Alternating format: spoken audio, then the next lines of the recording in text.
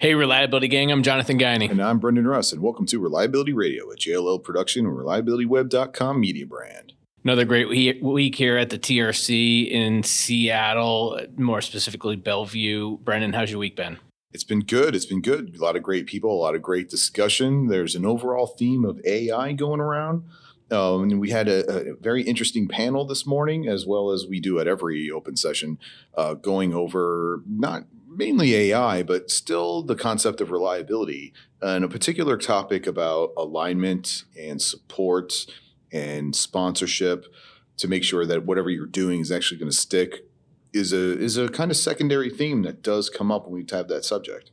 Yeah, I mean, when we're talking about change management, we're talking about making big strides in your reliability journey. Executive sponsorship, getting people on board is critically important. Yeah, these are the types of things that actually clear the path, clean up everything, get the communication out, get you the resources if you need it, make sure that we all actually have aligned objectives. I mean, that's kind of key for anything in reliability asset management. And with us today, we got a couple of individuals from the Boeing organization. We got Ray Marquez and Mike Sexton. How we doing, guys? Doing good. Great. Welcome to the podcast. Thank you. Thank you. Yeah, you guys have been around Reliability Web, this community practice for a long time. You know, we want to talk a little bit about today, that whole piece around sponsorship and really enablement of the journey. So what have you guys been up to over there at Boeing, and how is your feeling on this topic when we talk about executive sponsorship? I think this year or last year we had a really good, we brought some executives into the conference and they really opened up their eyes and just they're on board 100%. We had a new VP come in and he talked about the things that he's done in the past and he's been nothing but great. You know, I got halfway through a presentation once. He's like, go do it. Just go do it. I didn't even have to finish the presentation. He goes, go spend the money and go do it. So he really is there encouraging us, investing in us, and that's good to see. Yeah, and then we started a reliability journey. You know, it's like a steam engine, right? It starts slow, but we're starting to get some traction. So it's not going to happen overnight, but it's going to happen. We think it's a very positive move for Boeing. Yeah, it's fantastic, right? A lot of moving parts there, big organization, a long history within reliability. What's different now, right? It sounds like sponsorship there is there for you. What do you guys do and take the next steps? The next step is to, incorporate more people taking the CRL test and adding CRLs to the membership and there to the sites. You know, we have a lot of buildings, and in each building we make different products. So the environment and the dynamics of each building is different. We started a really good journey. We started with a CRL. I believe in communication and education. We need to educate our folks about, our teams, and it starts with the leaders being educated so that way we can flow it down to our teams. And that part of that journey is through the CRL program of getting people certified. Last year we had, I believe it was over 60 people certified.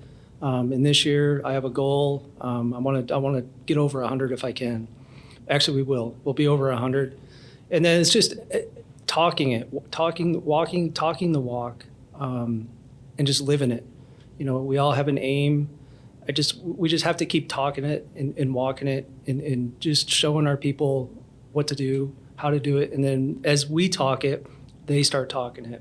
And how important it is. It's not just our teams, it's cross-functional teams, it's engineering, it's planning.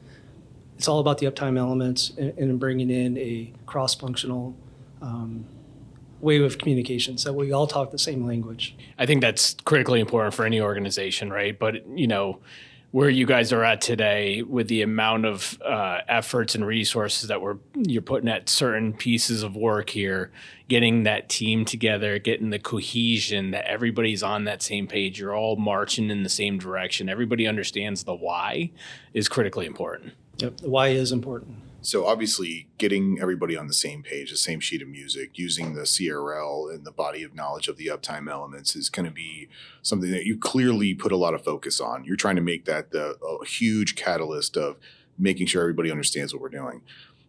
As you're going through there, are you starting to pick up enthusiasm from those people being exposed to this potentially for the first time? Yes. Yes. We sent people to the CRL class last year and they came back. I go past their desk every day and they have the uptime elements out on their desk and they're actually looking at them and reading them. They're doing reliability projects. They're asking questions. People come by and ask, hey, what are those books? And they tell them their story about going to the training. So it is building that enthusiasm around the teams. Do you find that they finally have something to call it? Yeah, they do. I feel like it's our foundation. It's going to be our foundation. It is our foundation. And I see the excitement of the leaders that we brought here this week. They're talking about what they're going to do when they go back to their teams. They're asking me to go buy their books to get the CRL class for them. They want to do it. They're excited about it. Yeah, we're definitely getting traction. We have engineers that have the uptime element chart on the wall, and some of them have the books out, right? And they refer to them. They got a bunch of little sticky notes on the side, and they're written in the books as well. So they've taken them to heart. So it's a good sign that, it's taking effect. So what do you guys do next, right? You're going to get a bunch of people certified. We're going to communicate, document. We're going to get everybody on the same page. Where does this journey take you? I think it's about projects, continuing our education and continuing our communication, and then going into like a monthly email, newsletters type like that, and highlight what the teams are doing with the training that they've been given so that other teams can see what we're doing, and we can share that knowledge. Yeah, you got to develop that community, right?